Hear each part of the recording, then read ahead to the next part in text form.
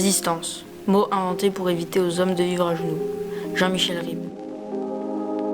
La résistance est un long chemin semé de mines, parcouru par de vaillants hommes qui les mènera droit à la libération.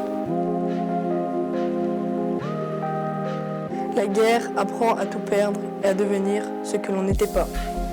Albert Camus. Moi, ce que je voudrais vous inviter à faire dans le cadre de ce projet, c'est à essayer de penser un peu différemment.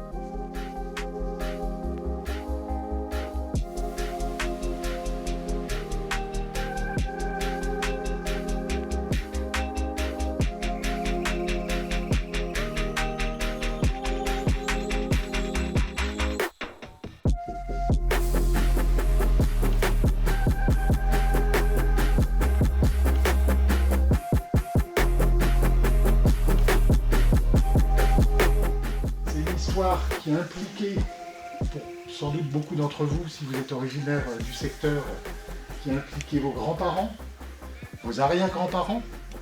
Les personnages dont on va parler, peut-être qu'ils les ont connus, parce qu'on va parler par exemple de Marcel Arburger. Marcel Arburger, il était plombier-zingueur à la Marche, et il allait travailler, il était artisan, donc il travaillait dans les fermes, il travaillait dans les familles.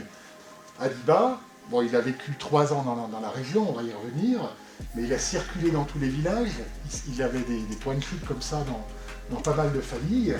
Peut-être que vos grands-parents ou arrière-grands-parents l'ont croisé.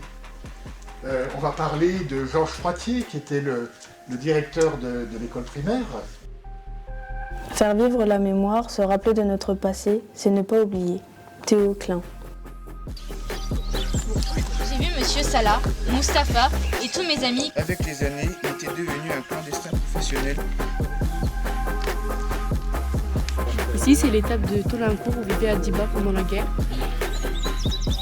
Ça vous explique aussi pourquoi ils avaient un lien si fort avec ce personnage.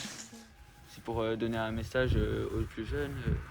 Oui, celui qui ne connaît pas l'histoire de son pays va être contraint à un certain moment de revivre cette histoire, de rencontrer les mêmes événements qu'il a connus, que notre pays a connus.